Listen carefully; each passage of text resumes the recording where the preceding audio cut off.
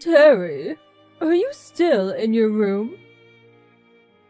If you've got time to bang away on the PC, why don't you at least go down to the unemployment office and look for work? Come on, Terry. At least give me a reply. What is it, Mom? Can't you just talk to me directly? Why use the line? We're in the same house, for God's sakes.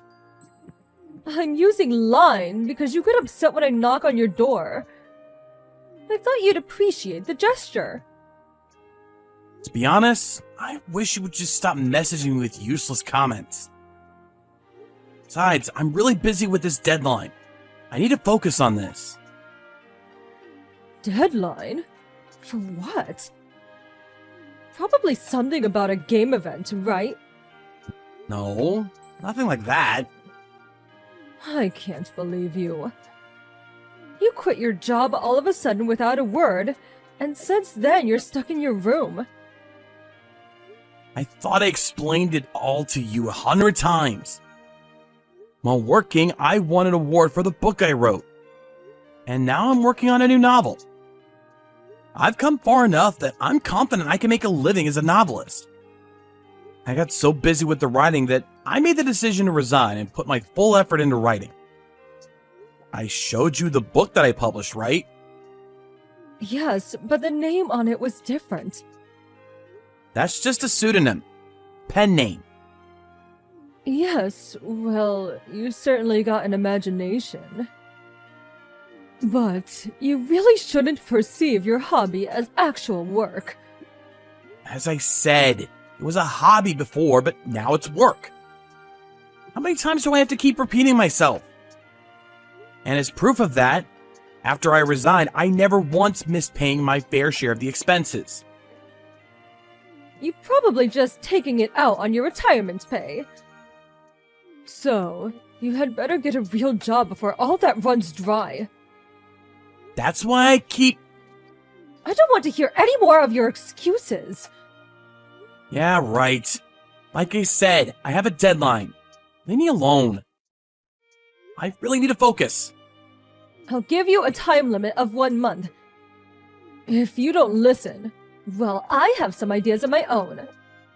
You do understand, right? Terry, we need to talk. What is it this time? You do know that I'm currently out of the house. Yes, I know. First, you're stuck in your room for days, then suddenly you're out somewhere wandering around. Who knows where? As I said, I had a meeting with my publisher downtown. The meeting was early in the morning, so I stayed at a hotel the night before. Oh, such an imagination. It's like you're some famous writer or something. It's not imagination. I'm actually getting paid to do this. Well, that is all very nice, but... Anyway, I thought it was a good opportunity since you were out. Good opportunity? For what? Yes, you don't have to come home anymore. Huh? Like I said 1 month ago. I said if you didn't get your act together in 1 month, that I had ideas of my own. You do remember that? So your solution is... don't come home? That's a bit drastic, isn't it? The reason you feel it's drastic is that you didn't seriously consider my warning. Well, okay. But if I'm gonna move out, I need some time in preparation. We had already cleaned out your room. Huh? Wait, cleaned out? Yes, cleaned out. I had the garbage collector come in and take it all. You gotta be kidding! Do you mean everything? My desktop PC? All my notes and documents? Of course. Are you out of your mind? All that stuff. It's all your imaginary world. It prevents you from seeing the real world. My job requires that I use a PC and laptop. There were countless files and documents for my latest novel in there. How could you? I wish you would have a little consideration for your mother. Having to go along with all of your delusions. Are you saying I'm delusional? Anyway, I changed the lock on the door, so even if you come back, I won't let you in. Is this all just you? No, Father feels the same way. He said you're over 30. Stop sponging off us and get a life, is what he said. That too, huh? So that's the situation. So your father and I decided to grit our teeth and kick you out of the house. It's for your own good. You'll see. Freeloaders are not welcome in our home. So that means we cut all ties. You guys are okay with that? Huh? Goodbye! Miss Sawyer, are you good to talk? Yes, Terry, good evening. Thanks for coming to the meeting this morning. Do you think you can make the deadline for the novel? Yeah, that's the problem. Something the matter? Kind of embarrassing, but I just got kicked out of the house. OMG, seriously? This is probably the first time telling you, but my folks were against me quitting my job and becoming a novelist. Good grief, I had no idea. I kept explaining it to them, but they think I'm imagining it all. Get a real job or get out. That was the ultimatum. While I was out, they took all the stuff in my room, including my desktop PC and all my notes and documents, and threw them out. That's awful. How could they? Oh, don't worry. I have all the current documents on my laptop, which I have with me. Luckily. Oh, that's a relief anyway. But Terry, that means you have no place to live. Yeah, well, I'll stay at a hotel tonight. Then I'll have to start looking for an apartment somewhere. I'm also gonna have to get all kinds of household goods. Kitchen stuff, bed, everything. Okay, I understand. Let's keep all that in mind and schedule things accordingly. I'm really sorry for all this. Such an inconvenience. Oh, and one more thing. Yes? We're approaching the publication of your new book, so why don't we arrange a book signing tour? Huh? A book signing tour? A good opportunity for your fans to see and get to know you. Maybe also be a good chance for your folks to actually see what you're doing. Oh, okay, I get it. And I'll put some effort into getting your folks to come around. If your book sells, well, eventually, they will get a wind of it. It's all in timing. Yeah, guess you're right. But first off, we need to find you a place to live. If you don't mind living somewhere near the office, I can talk to the real estate agent nearby. We know them quite well. That would be great. I just hope it's not a burden. No burden. Anyway, get some rest tonight and we'll talk again tomorrow.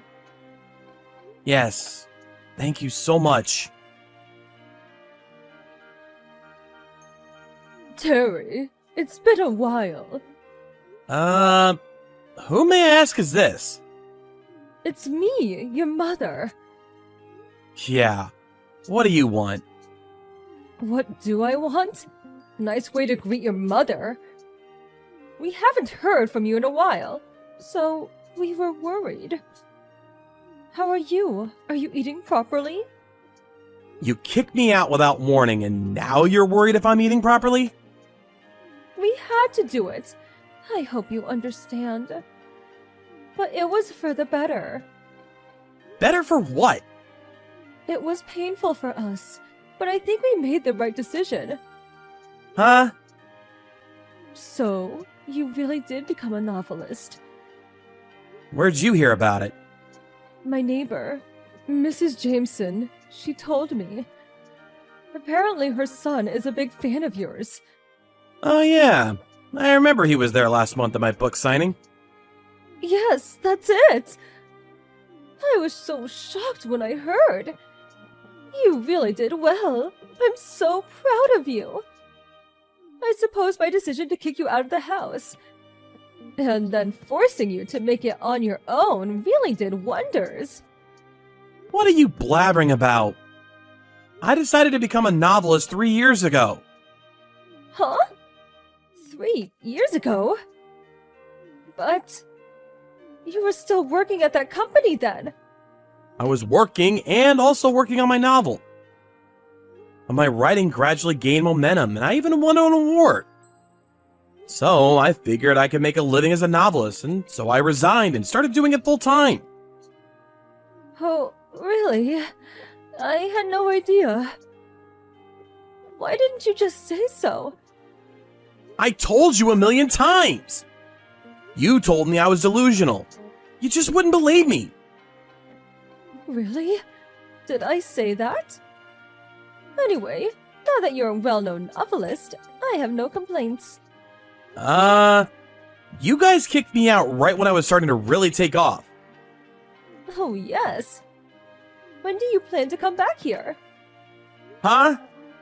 You know, for Christmas, Thanksgiving, you know, during the holidays. Of course you can come back anytime you want. Maybe you could come back and start living with us again. Why would I do that?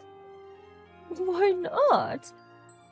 People leave home all the time, and at some point, most people return to visit their folks. That's all. You dumped all my stuff and kicked me out of the house. And you said I never had to come back. Well, as I said, it was a painful decision. But it was for your own good. Look at how you turned out. So you motivated me to become a successful novelist, is that it? When you had all my stuff thrown out? All my documents and notes were gone. It's a miracle my first novel was published. If my publisher didn't help me out back then, I would have never gotten where I am today. Oh yeah, and when my publisher called you to explain the situation to you, you said you wanted no part of a delusional son and just hung up on her. Yes, well, that was... I provided an opportunity for the book signing. Book signing? When I heard that you became a successful novelist, I was elated. I told all of my neighbors and friends about the wonderful son I had. Huh? Your father told all his colleagues at work, too. Well, then everyone suddenly asked us to get your autograph. I have a total request of about 50. 50 autographs? You have a lot of fans. Awesome, isn't it? So that's the situation. Could you have 50 signed and ready by this weekend? Or even better, autographed books! I don't recall ever giving you permission to solicit fans. Huh? Do you know how selfish that sounds?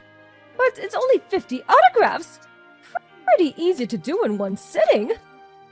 It's not about the numbers, but that's actually a lot, you know.